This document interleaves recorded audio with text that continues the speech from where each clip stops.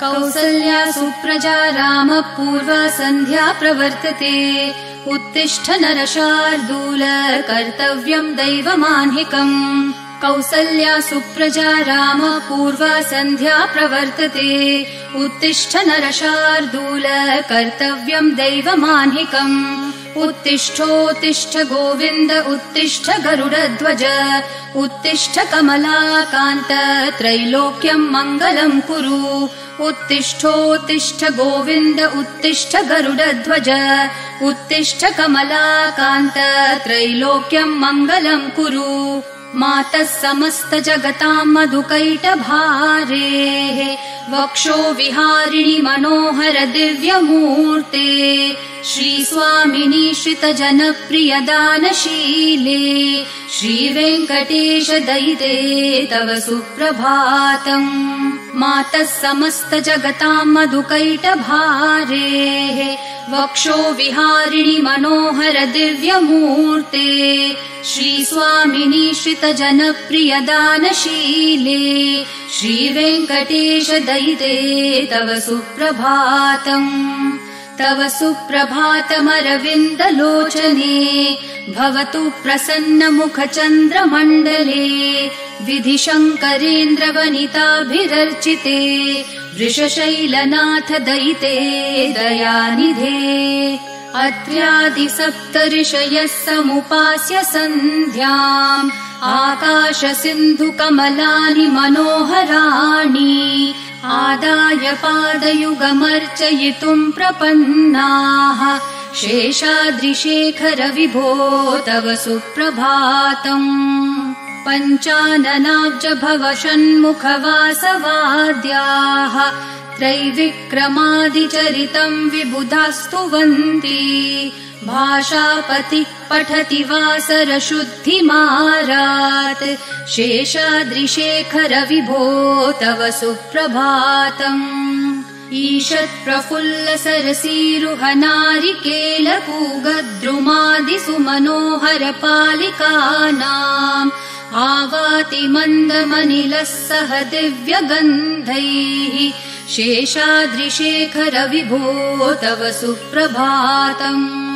उन्मील्य नेत्रयुगमुत्तम पञ्चरस्था पात्रावशिष्ठ कदलीफलपायसानि भूत्वा सलीलमथ केलिशुकाः पठन्ति शेषाद्रिशेखर विभो तव सुप्रभातम्। तन्त्री प्रकर्ष मधुरस्वनया विपञ्च्या गायत्यनन्तचरितम् तव नारदोऽपि। भाषा समग्रमसकृत्करचार रम्यम् शेषाद्रिशेखर विभो तव सुप्रभातम्। भृङ्गावली च मकरन्दरसानुविद्ध झनकार गीतनिनदैः सह सेवनाय निर्यात्युपान्त सरसी कमलोदरेभ्यः शेषाद्रिशेखर विभो तव सुप्रभातम्।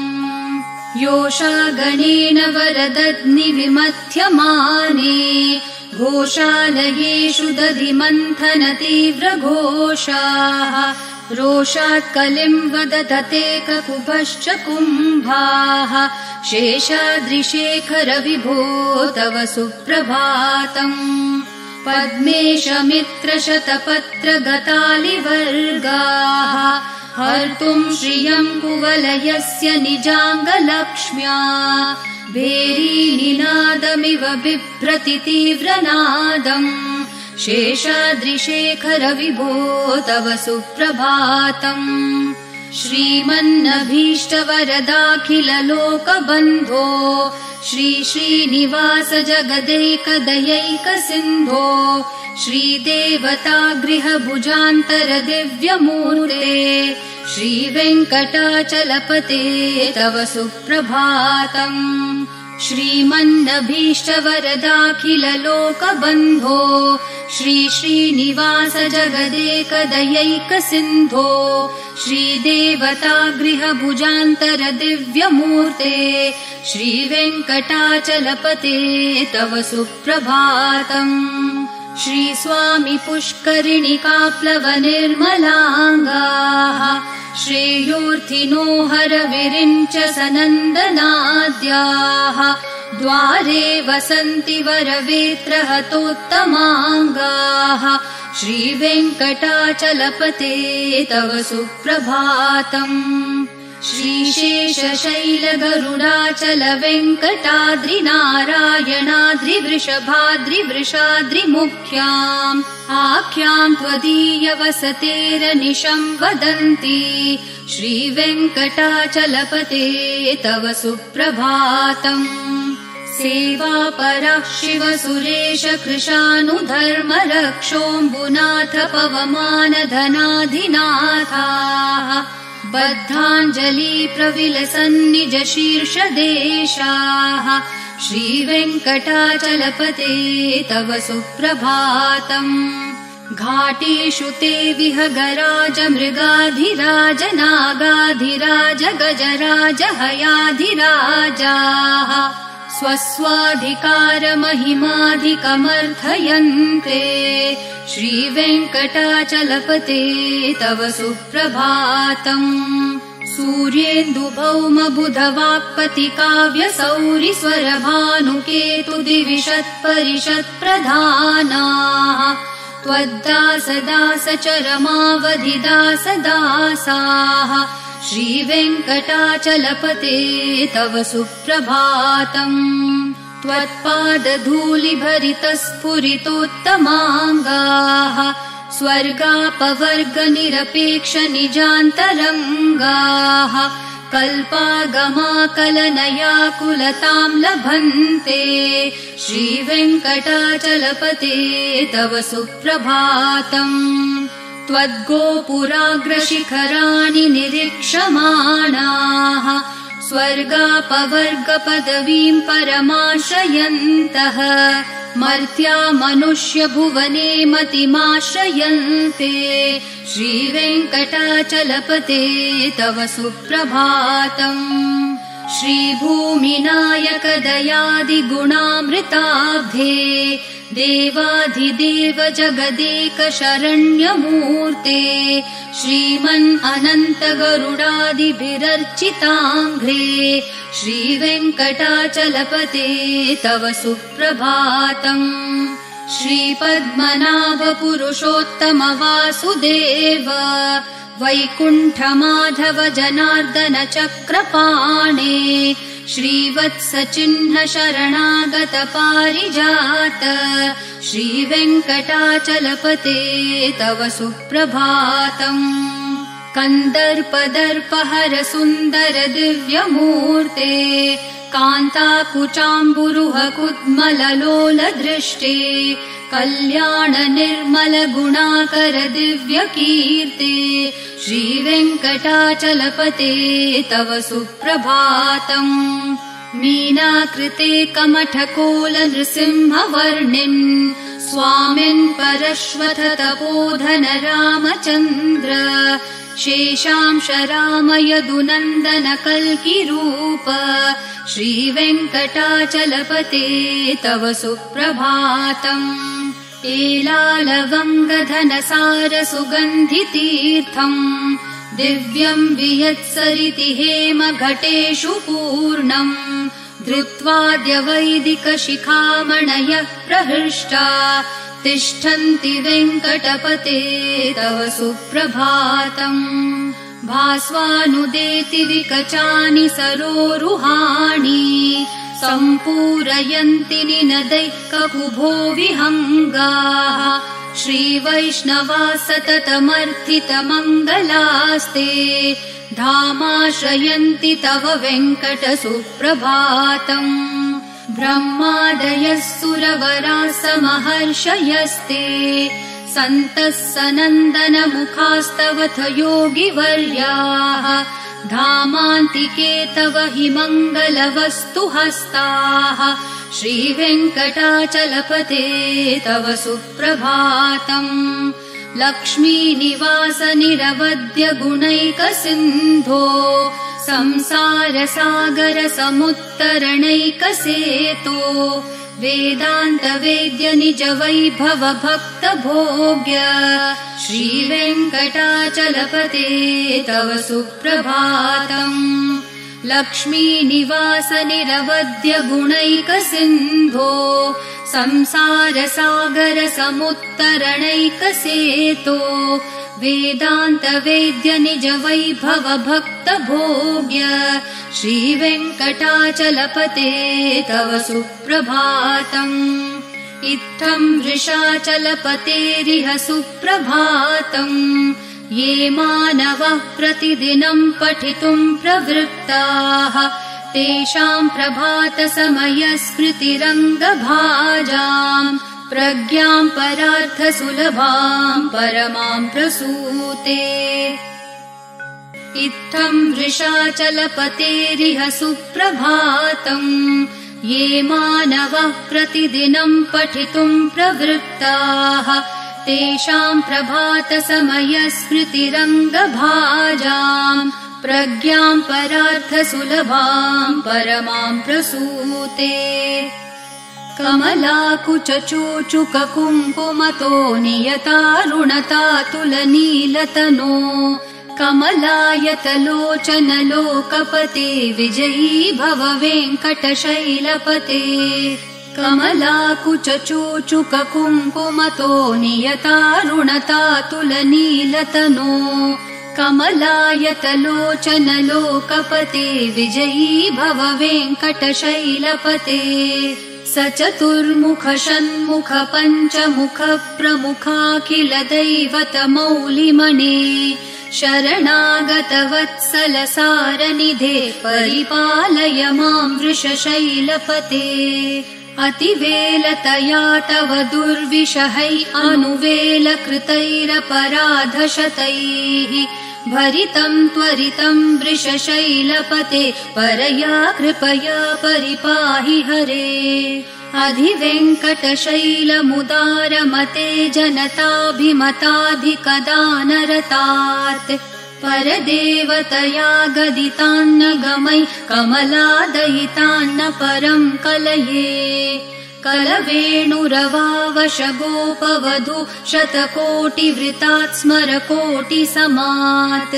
प्रतिवल्लविकाभिमतात् सुखदात् वसुदेवसुतान्न परम् कलये अभिराम गुणाकर दाशरथे जगदेकधनुर्धर धीरमते रघुनायक राम रमेश विभो वरदो भवदेव दया जलदे अवनीतनया कमनीयकरम् रजनीकर चारुमुखाम्बुरुहम् रजनीचर राजतमो मिहिरम् महनीयमहम् रघुराममये सुमुखम् सुहृदम् सुलभम् सुखदम् स्वनुजम् च सुखाय ममोघशरम् अपहाय रघुत्वहमन्यमहम् न कथञ्चन कञ्चन जातु भजे विना वेङ्कटेशम् न नाथो न नाथ सदा वेङ्कटेशम् स्मरामि स्मरामि हरे वेङ्कटेश प्रसीद प्रसीद प्रियम् वेङ्कटेश प्रयच्छ प्रयच्छ विना वेङ्कटेशम् न नाथो न नाथ सदा वेङ्कटेशम् स्मरामि स्मरामि हरे वेङ्कटेश प्रसीद प्रसीद प्रियम् वेङ्कटेश प्रयच्छ प्रयच्छ अहम् दूरतस्ते पदाम्भोजयुग्म प्रणामेच्छयागत्य सेवाम् करोमि सकृत्सेवया नित्यसेवा फलम् त्वम् प्रयच्छ प्रयच्छ प्रभो वेङ्कटेश अज्ञानिना मया दोषान् अशेषान् विहितान् हरे क्षमस्वत्वम् शेषशैलशिखामणे अज्ञानिना मया दोषान् अशेषान् विहितान् हरे क्षमस्वत्वम् शेषशैलशिखामणे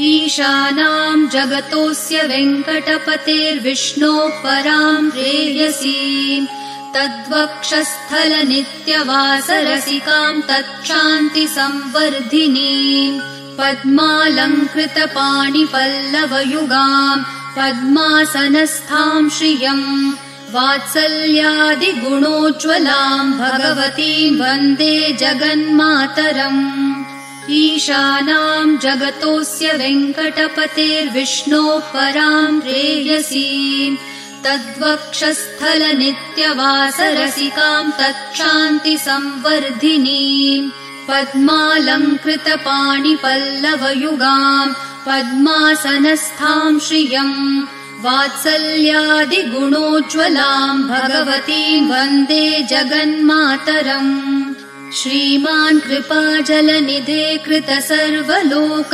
सर्वज्ञशक्तनतवत्सल सर्वशेषिन् स्वामिन् सुशील सुलभाश्रित पारिजात श्रीवेङ्कटेश चरणौ शरणम् प्रपद्ये श्रीमान् कृपाजलनिधे कृत सर्वलोक सर्वज्ञशक्तनतवत्सल सर्वशेषिन् स्वामिन् सुशील सुलभाश्रित पारिजात श्रीवेङ्कटेश चरणौ शरणम् प्रपद्ये आनूपुरार्पित सुजात सुगन्धि पुष्प सौरभ्य सौरभकरौ समसन्निवेशौ सौम्यौ सदानुभवनेऽपि नवानुभाव्यौ श्रीवेङ्कटेश चरणौ शरणम् प्रपद्ये सद्यो विकासि समुदित्वर सान्द्ररागः सौरभ्य निर्भर सरोरुह साम्यवार्ताम्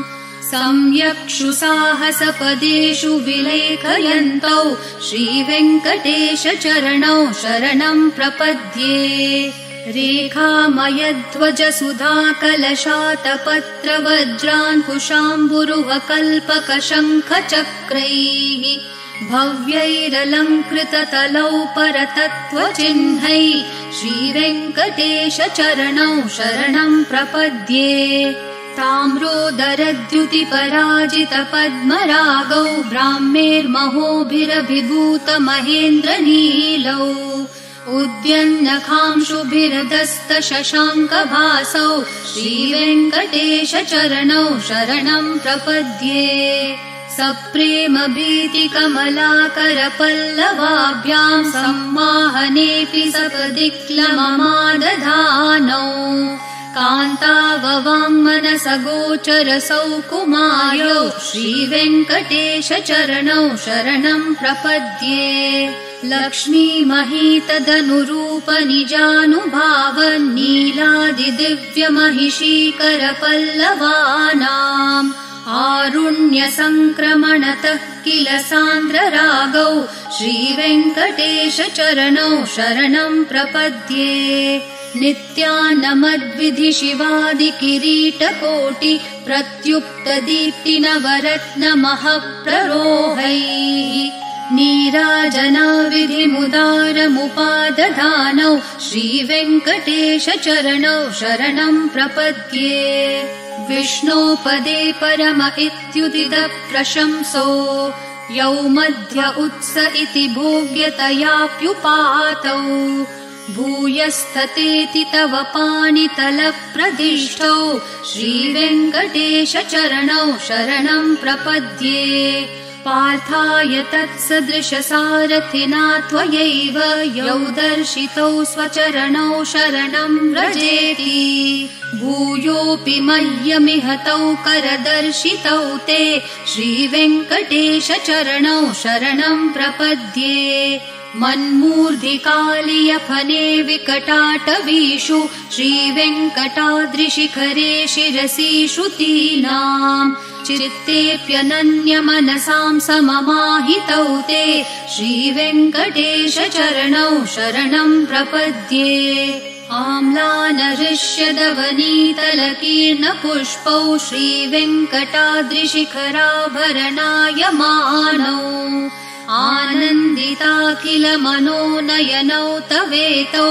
श्रीवेङ्कटेश चरणौ शरणम् प्रपद्ये प्रायप्रपन्नजनता प्रथमावगाह्यो मातुस्तनाविविशिशोरमृतायमानौ प्राप्तौ परस्परतुलामतुलान्तरौ ते श्रीवेङ्कटेशचरणौ शरणं प्रपद्ये सत्वोत्तरैः सततसेव्यपदाम्बुजेन संसारतारकदशार्द्रदृगञ्चलेन सौम्योपयन्तृमुनिना मम दर्शितौ ते श्रीवेङ्कटेशचरणौ शरणं प्रपद्ये सत्वोत्तरैः सततसेव्यपदाम्बुजेन संसारतारकदशार्द्रदृगञ्चलेन सौम्योपयन्तृमुनिना मम दर्शितौ ते श्रीवेङ्कटेशचरणौ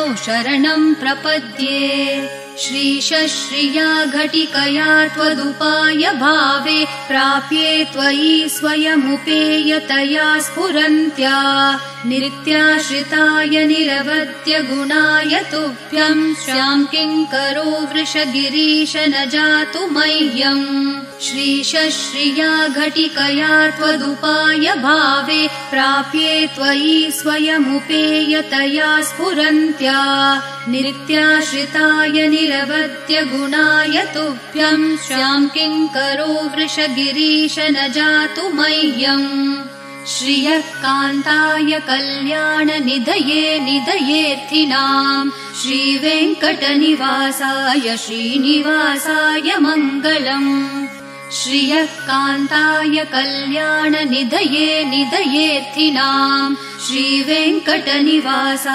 श्रीनिवासाय मङ्गलम् लक्ष्मी सविभ्रमालोकसुप्रविभ्रमचक्षुषे चक्षुषे सर्वलोकानां वेङ्कटेशाय मङ्गलम् श्रीवेङ्कटाद्रिशृङ्गाग्रमङ्गलाभरणाङ्ग्रये मङ्गलानां निवासाय श्रीनिवासाय मङ्गलम् सर्वावयवसौन्दर्यसम्पदा सर्वचेतसां सदा सम्मोहनायास्तु वेङ्कटेशाय मङ्गलम् नित्याय निरवध्याय सत्यानन्दचिदात्मने सर्वान्तरात्मने श्रीमद्वेङ्कटेशाय मङ्गलम् स्वतः सर्वविदे सर्वशक्तये सर्वशेषिणे सुलभाय सुशीलाय वेङ्कटेशाय मङ्गलम्